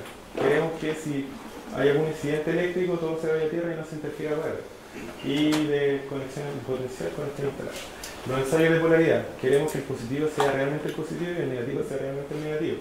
Ensayo de la caja de conexiones, que las conexiones estén correctamente hechas, que no hayan problemas con posible incendio acá. Ensayo de tensión del circuito abierto de la regla. Como les dije antes, no se ve la curva completa, solo toman el circuito abierto de la regla. Desconectan, miden el voltaje entre un extremo y otro y ven el voltaje que tiene el sistema cuando está desconectado. No tiene corriente, pero sí tiene voltaje. Y el ensayo de corriente cortocircuito, ustedes cierran el circuito con el extremo positivo y negativo, básicamente lo cortocircuitean y ven cuál es la corriente que está en el mismo arreglo corriendo. Y ya midiendo el voltaje del circuito abierto y la corriente cortocircuito es suficiente para los ensayos de categoría 1. Si quieren ir más al detalle, tienen que hacer la QPP, que es los ensayos de categoría 2. Y se hacen ensayos funcionales, que es básicamente ver el sistema funcionando. La resistencia de aislamiento también de los circuitos de corriente continua. Los ensayos de categoría 2 son ensayos más bien opcionales y en la curva de corriente de voltaje y se hace inspección infrarroja, lo que decía antes con la pistolita, y ven la diferencia de temperatura que pueden tener los módulos. De esa forma ellos, hace poco en la conferencia que fuimos, se dice, tengo un cierto módulo que le hago las pruebas en condiciones de laboratorio. Como les dije antes, son condiciones frías. Es bastante frío lo que está. Luego, este mismo módulo se lleva al terreno y puede tener fallas. ¿Ya? Básicamente, en terreno pueden tener hotspots o pueden tener lugares de puntos calientes, pero también en el laboratorio y está perfecto funcionando. Entonces, por eso es importante hacer pruebas de infrarrojo, ojalá en terreno. ¿Ya? De esa forma pueden ver si hay puntos calientes, fallas de temperatura en los módulos. Pero estos dos son opcionales, QPP y infrarrojo. También para los ensayos de categoría 1, no especifica la norma cuál es la tensión o la tensión de prueba que tengo que hacer para los ensayos de relación. Sí, se lo especifica y lo pueden ver en la norma. Porque igual debería ser como el PIN máximo. Sí, está bien máximo. Básicamente estamos hablando de corriente continua. Sí, pero también someten al módulo al doble de voltaje que nominalmente deben ser y como mínimo 500. Pero estamos hablando de un arreglo grande, también como máximo 1000. Y la norma todavía no reconoce los de 1500, pero 500 volts a 1000 volts la prueba en corriente continua. Luego hay ensayos adicionales, que estos se pueden realizar ahora también, que es la tensión a tierra y la asistencia del sistema de puesta a tierra. Ensayo de diodo de bloqueo, que ya no se ocupa, que es básicamente los diodos que tiene cada módulo en la caja de conexión, y ensayo de aislamiento húmedo. Básicamente tiro agua en todo el módulo, simulando una lluvia muy fuerte, y veo qué tal es el aislamiento de los sistemas. Porque en seco puede que el sistema esté bien aislado, pero luego cuando le ponen agua, que el agua mineralizada es un conductor, por lo tanto sí va a llevar la corriente afuera. Y Con eso se aseguran que en condiciones de lluvia también esté todo el sistema aislado. Si hay alguien trabajando y simplemente se pone a llover y toca el marco del módulo, queremos que no se descorrute. Por eso se prueba de esa manera. Y la evaluación de la sombra. Van a ver si hay mucho o poco sombreamiento en la planta fotovoltaica que ustedes tienen que ver. Los procedimientos de ensayo categoría 1 son la continuidad de los conductores de vuestra tierra de conexión equipotencial. Esto ya le agrega básicamente el ensayo de polaridad, las conexiones, la caja de conexiones, si tiene que medir el voltaje de circuito abierto y la de corriente continua, perdón, y la de corriente cortocircuito, y además los ensayos funcionales, ver cuál es el voltaje y la corriente cuando están funcionando, cuando están operativos, y los ensayos de resistencia y aislamiento. La categoría 2, como también les mencioné, son las de corriente, de la curva de corriente voltaje y termografía. Cuando ustedes toman el ensayo de categoría 2 y hacen la prueba de corriente voltaje, con esta curva de corriente voltaje pueden determinar, solo con una medición, pueden determinar la corriente del cortocircuito y el voltaje del circuito abierto. De acuerdo también a lo que dijimos anteriormente, deben tener la medida de radiancia y con eso pueden proporcionar un medio adecuado para medir el desempeño del conjunto fotovoltaico con el desempeño nominal. También tiene que estar medida la temperatura. Y lo mínimo que pueden tener son 400 watts por metro cuadrado de radiación solar. No es recomendable, pero es lo mínimo. Lo recomendable es sobre 800 watts por metro cuadrado.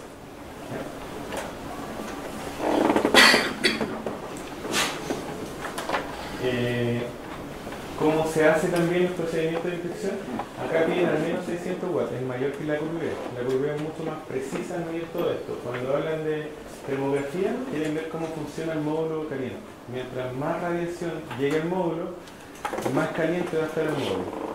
Entonces, ojalá esto deberían ser alrededor de los 1000 watts por metro cuadrado. Pero lo mínimo son 600. Y de esa forma van a poder determinar la diferencia de temperatura que hay dentro de un mismo módulo o de un mismo arreglo.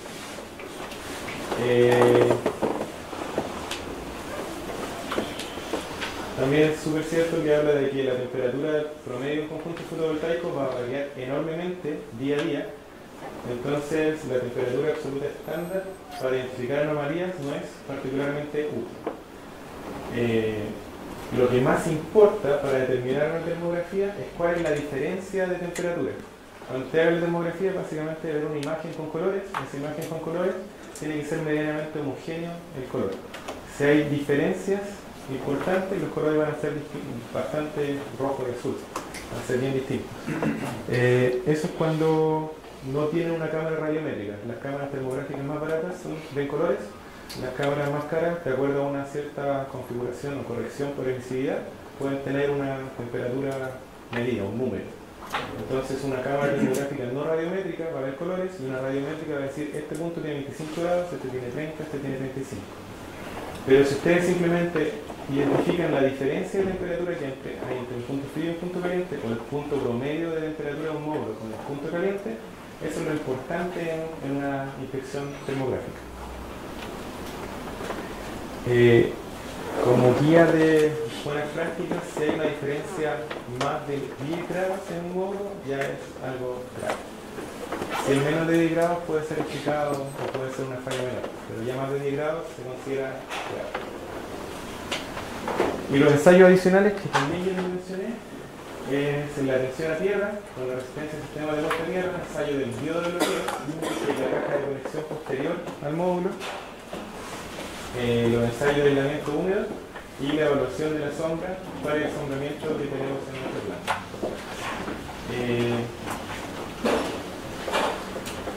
Básicamente esto se correlaciona con lo que pide el fabricante, con la hoja técnica del fabricante para los sistemas de tierra resistivos. Los diodos de bloqueo para asegurarse que estén conectados correctamente, que los diodos tengan la polaridad correcta y tienen que verificar visualmente si no hay ninguna evidencia de sobrecalentamiento o de carbonización. Eso es simplemente visual. Y se debe medir la tensión a través del diodo de bloqueo. Y el criterio de aprobación tiene que ir entre esos voltajes de 0,5 y 1,65 volts. Hola. Disculpa, en la puesta a tierra, para plantas grandes, ¿existe alguna normativa de buena práctica de cómo diseñar la malla puesta a tierra? El diseño no, pero te pide una cierta... Porque ya está la IEEE 80 para alterna, pero bueno, los paneles igual que tiran la puerta de cortocircuito, pero están en diferentes fines y es muy raro que fallen todos. Entonces, ¿cómo dimensionar cuál sería el peor caso? Que fallen dos, que fallen tres, entonces no existe normativa 1. Solo no te ayuda en el diseño, pero te dice, ok, si esto tiene un cierto número hacia arriba, estamos bien. Como lado seguro y lado inseguro.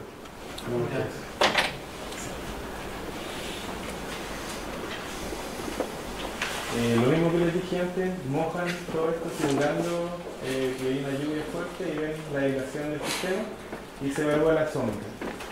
No voy a ir muy profundo en esto, pero durante el verano el sol sale atrás de mi no sale como justo en el este, eso solamente en los 21 de marzo y 21 de septiembre. Ahí sale justo al este, pero en verano sale atrás y en invierno sale delante. Entonces en verano sale desde atrás, va bien alto arriba y se esconde atrás. Como el camino que recorre es más largo, tenemos un día más largo. Y en invierno el sol sale adelante del este y tiene un recorrido más bajo. Y acá. Entonces el sombreamiento que hay en invierno es completamente distinto al sombreamiento en verano. Y acá se hacen diagramas por ciertas, no se ve bien, pero se hacen diagramas de cuál es el recorrido del sol y hasta qué elevación llega. Entonces se tiene que hacer una evaluación de sombra. Lo importante de esto es que la evaluación de sombra no es algo que se haga en un día específico, es algo que se tiene que proyectar en todo el año. Y los informes de verificación, en aspectos generales, tienen que ser un resumen de información que viene en el sistema,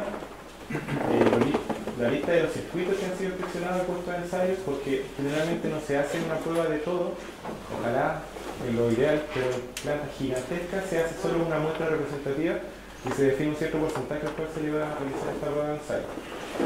Se hace un registro de inspección, registro de resultados de cada una de las pruebas que fue sometido al circuito, cuándo se recomienda que se debe hacer la siguiente verificación y afirma a las personas responsables que hicieron esta puesta en marcha.